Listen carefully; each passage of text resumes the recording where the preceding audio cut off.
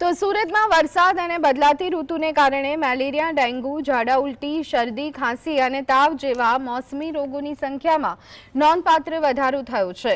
નવી સિવિલ હોસ્પિટલની ઓપીડીમાં દરરોજ દર્દીઓની સંખ્યામાં 10થી 20% સુધીનો વધારો જોવા મળ્યો છે। જૂન મહિનામાં મેલેરિયાના 113, ડેન્ગ્યુના 93, હેપેટાઇટિસના 92, એક્યુટ ગેસ્ટ્રોના 87, તાવના 34 અને 3 કમળાના કેસ સહિત કુલ 733 દર્દીઓ દાખલ કરવામાં આવ્યા છે। છેલ્લા 12 દિવસમાં ઝાડા, ઉલટી અને તાવ સંબંધિત સમસ્યાઓના કારણે બાળકો સહિત 10 લોકોના મોત નીપજ્યા છે। સતત વરસાદને કારણે આગામી દિવસોમાં રોગના કેસ વધે તેવી શક્યતા છે।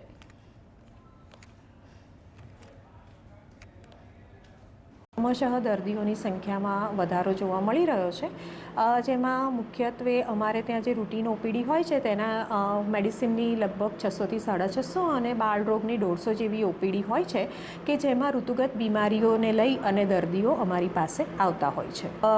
વાતાવરણમાં પલટો અને ફેરફાર છે એને લઈને ઋતુગત બીમારી જેમાં સામાન્ય શરદી, ખાંસી, તાવ, શરીર ઉપર ખંજવાળ જેવા રોગો સામાન્ય રીતે જોવા મળે છે અને જો યોગ્ય સંભાળ કે સારવાર કે રાખવામાં ન આવે તો દૂષિત પાણી અથવા દૂષિત ખોરાકથી થતા રોગો પણ જોવા મળે છે।